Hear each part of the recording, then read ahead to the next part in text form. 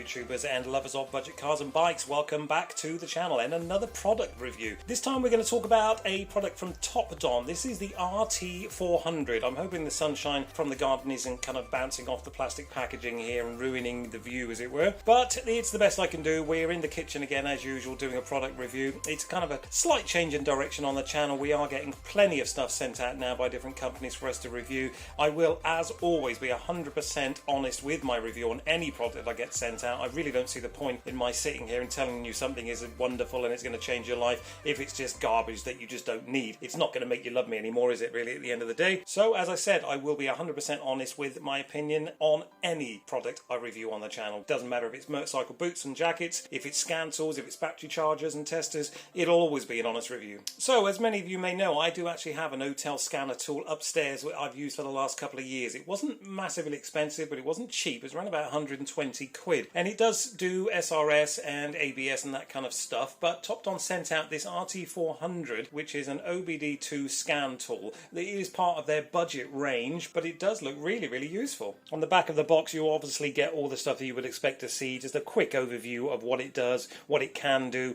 and a little bit about Topdon, as it were, as well, with the scan codes, everything else. We're going to open this up and see exactly what we get inside the package. So as you would expect, you get everything you need, basically. There's nothing more, nothing less. You do get the handheld scanner, as you can see here. Really, really useful, actually, because I don't have massive hands, but I did find using the hotel scanner, which is about 3 times this size, quite cumbersome in a lot of ways, but this is literally one-handed use, which I do like that functionality of it. Something else I really like about this is, although it doesn't have a standalone power source per se, it must have a little kind of watch battery in there somewhere, because I've not seen this before, but I'm hoping you can see that on camera. There's got a little torch here as well, which is going to be extraordinarily helpful. I've never seen that before, as I said, but if you've ever been underneath the dashboard of a car, you'll know how difficult it can be to find the OBD2 port. This is going to make that an absolute doddle. You just literally get underneath, point it where you need to point it, as you can see, and just slot it straight in. I think that's a really, really nice little function there. And of course, the USB to your computer lead there for any kind of updates and troubleshooting, that kind of stuff. And the usual user manual that you get from Topdon, pretty concise as always, various different languages. I mean, at the end of the day,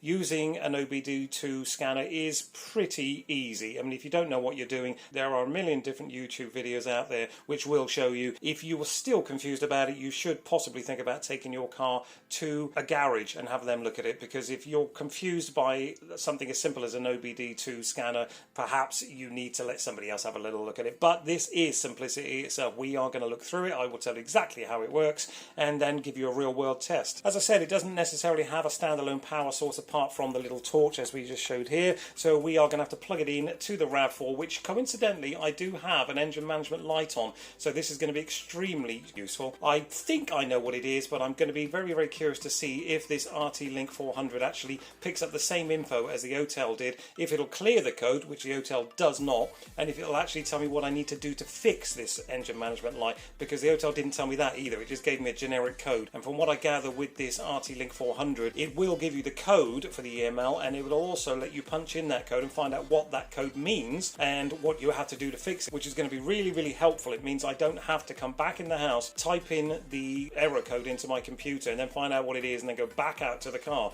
I can actually plug this in, find out what the problem is, put the code into this little Arti-Link 400 here, and then basically it'll tell me what's wrong and what I need to do, which means that hopefully I can just pop along to my local motor factors, pick up the part I need, pop it in the car, do another test, and then clear the code, and we're done. That will save you probably about 100 quid from taking it to a garage and letting them do the exact same job. So let's get out to the car and we will see what this lovely little Topdon Arti-Link 400 scanner is going to tell us about the engine management light on my RAV4. Let's go. So here we are out in the mighty Toyota RAV4 as usual. As you can see, it's a bit of an old rust bucket, but it's served us well for well over 10 years, and it is now 21 years old, believe it or not. But it does have an engine management light on, so we have to sort that out before the MOT coming up in a couple of months' time, hence why we are going to check out this new Topdon Arti-Link 400 that we've been sent out. Going back to the initial video and talking about this little torch, you can see here when I was saying how dark it can be, as you can see it's pretty dark up in here, so with this little torch at the end of the connector here, it makes things so much more simpler, because as you can see, hopefully, up there is the ODB connector just here. Hopefully you can see that. And it's a little bit dark there, but it makes it so much simpler. You just literally press the little button there, the light comes on, and then you just connect it straight into your ODB or OBD, sorry, 2 port, and we will find out what's going on here. So the usual kind of setup as you would expect from an OBD2 scanner. You have got your generic kind of scan for all the codes and clear codes, read codes, all that kind of good stuff there. You've got a preview pane, you've got a setup pane which will help you change all your languages and metric units, that kind of stuff. You've got a help button here, and then you've got the code lookup. Sorry, I'm over here. You've got the code lookup here as well, which I was talking about in the initial part of this video, which basically means if you do your normal scan here for any codes and then a code like a P2044 comes up, then you can look up that code using this and it'll tell you exactly what that is, which you don't actually get on any other scanner I've ever seen. To navigate, pretty simple. You would think it was a touch screen, but it's actually not. Nothing happens with the touch screen. You do have to use these little arrows here. There's an audible beep, but obviously you can turn that off in the settings function there. I'm trying to look at the camera and you guys. There's your language there, your units and your record mode and your beeper. You can turn all that off if you want to. Every time you want to go back, you just press the back button there as you would see on your normal mobile phone. Here is the code lookup function, and all you do is you just literally type in the code and it will tell you what that is. I just think that is a really, really nice function to have. It doesn't need Wi-Fi. It must all be on a chip inside here for the most common faults, I imagine, all the DTCs. But we do have a problem, so we are going to get into that in a second. We also do have, so I keep having to go up and down because I can't see the back of the camera here. We also have this monitoring system here as well. It'll tell you everything that's going on. It obviously has got crosses and errors everywhere because I haven't got the engine running, but we'll get into that in a second. So if we start the car up, you should be able to see what I can see here as well, and that is this lovely little engine light just down there. Don't worry about that, that's just the handbrake. If I can actually take that off just to show you, that'll go off straight away. It's this little light here we need to find out what's going on. If we go back into this, I'll just go back out of this.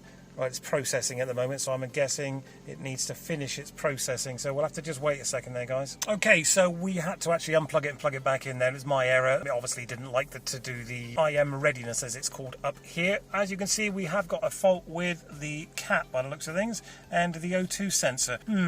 Interesting, but it can tell you things about your air intake, your evap, your EGR, your CCM, obviously, which is for your battery, miscellaneous, I'm assuming, fuel. I'm not sure if it goes down. No, that's it. That's pretty much what you get from there. That's the IM readiness there, so you can basically go in and see straight away if there's any kind of problems with your EGR valve, your O2 sensor, your air intake, your fuel, and your cat. We do seem to have a problem with the cat, which I'm not quite sure what that's all about, but we are going to do, as I said, a proper test here in a second, because we got to get rid of this light. So let's get into that. Back out and back in, we just basically go straight across to the engine icon, click that, and it will now start processing all the data within. I'm hoping you can see that, guys. It'll start processing all the data within, and it is telling us we have a mil on. Well, we knew that.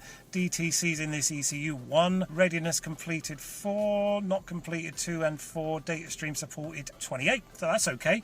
Now then, obviously, because we know we've got an ML on, we need to go back out of here. One thing I did notice, guys, that if you want to back out of here after you've done a test, what you have to actually do is long press on that. That'll take you out of the menu. I know that from basically just doing it just now. So if we go back out, am I sure? Yes, I want to exit. So what I want to do now is quickly do an O2 sensor test, because it did come up with an error there and I'm not sure what that is. So if we just quickly press that, see what that function comes up. Bank 1 sensor, so we can test that out. Okay, so the vehicle doesn't support that. That's fair enough. We're now just basically going to go in and see if we can get rid of this engine light here. As I said, I have done this on my hotel, but it didn't tell me very much. I'm hoping this is going to tell me more. Okay, so now we have to select the manufacturer. That's not a problem. We basically just, you can see how many manufacturers are supported here as well. There's just all the ones that you would expect there to be. I won't go through them all. Toyota P1155 AF sensor heated circuit malfunction bank 2. Okay, well that's obviously something to do with the cat then, I'm assuming, because it's in one of those exhaust outlets. But don't judge me, I'm not a mechanic, I don't know about these things. So P1155. So if we go back into the main menu, down into the lookup code thingy, and we put in here up for number 1, and I think it was 1 again, and then I think it was 5. Oh well, we're going into letters there, so we go up to 5 and then 5 again, press enter. The vehicle's code is defined by the manufacturers, please enter. Okay, so we have to put in the Toyota thingy again. It's not a big problem, it only takes a couple of seconds. Toyota. Alright, so basically it tells me the same thing, so there's no more information. It's a P1155, the AF sensor heater circuit, malfunction bank 2 sensor 1. So I'm still actually going to have to go inside. I mean, bearing in mind this is a 21-year-old car, so chances are this technology in here is far more in advance than the ECU in this car. But it does give me an indication of what's going on. The sensor heater circuit malfunction. So now all I need to do is find out what that is, how I get another one, where to put it in, and then hopefully we'll clear that. I'm going to try basically going back in now and erasing the code just purely out of interest. It's going to say, do you want to blah blah blah, diagnostic information, reset, and we're going to say yes. Please turn ignition on with engine off. Well, as you can see, guys, we have actually cleared that code, the DTC on there. It took me a couple of seconds to work out exactly how to do it, but essentially all you do is you go into the erase codes function as you would on any normal car, and bearing in mind this is a budget code reader, and as you can see it's come straight back again. It did exactly the same as the £120 hotel scanner I've got, but it did it a little bit easier if I'm honest, and for what, a third of the price. It's not going to clear that code, we do have to fix it, but suffice to say this will read the code. It will tell you the IM readiness, you can have a data stream, you can have freeze frame, you can do the O2 sensor test. It's also told me there's an issue with the cap, but that's probably related to the code that's come up as well. So what do we think about this? So that is it, the Arti-Link 400 from Topdon. What are my thoughts? Well, it didn't do any more than the hotel I got upstairs did, but the hotel, as I said, was about 120 quid, so that's almost 3 times the price of this. I think if you're looking for a cheap, really easy to use, because as I said, it's handheld, scanner tool and code eraser for your car or your motorcycle, of course, because I've used these on motorcycles before. I never actually realised you could, but I have done, and I've cleared the code, so you can use it on motorcycles. If you're looking for something in a budget range, very good quality from a reliable supplier, not just one of these cheap, nasty kind of bargain basement Chinese scanners that won't do anything and could actually damage your car, this is the one you want, in my opinion. This is very, very good value for money, around about 40 quid, 45 quid I believe. You do get support from Topdon as well. Everything you need is in the package. It does a lot more than a lot of others do, i.e. it does have the code lookup function as well. It couldn't tell me much more than it told me in the initial scan looking up at the code, but I think sometimes you just got to get into Google and kind of work these things out for yourself. But as I said, I think if you're looking for a budget option, OBD2 scanner to erase any codes, find out what's going on with live stream and data stream and all that kind of good stuff as well, you could do a lot worse than this Arti-Link 400. Would I recommend it? Yeah, I would actually, because I've paid 30 quid for little crappy scanners that I bought from places like Trago Mills and B&M and that kind of stuff, and they just felt cheap. They just didn't feel like they were even worth a tenner, which they probably weren't actually, truth be known. But this does feel good in your hand. It's got all the functions you need. It's got the fantastic little torch function there, which I think is, although a gimmick, very, very useful. So I would definitely recommend this. If you're looking for a budget option, go out, get yourself this Arti-Link 400. Link is in the description. If there is a code, I will put that into the description as well. If you haven't subscribed, please consider doing that. We do a product review probably about once a month now because we've got new stuff coming in from Suprise, and we do cars and bike reviews as well. We do fixing of cars and bikes, obviously. If you've been subscribed for a while, you'll know all that kind of good stuff. If you haven't subscribed, please consider doing that. Give the video a thumbs up, a like and a share, all that good stuff. Follow me on Instagram and Facebook as well. We've got pages there, and I will see you, well, you'll see me, I guess, in the next video, which will be coming up in the next couple of weeks. Hope you enjoyed it, guys. Don't forget to subscribe and like the video. It really helps. Thanks a lot. Take care now.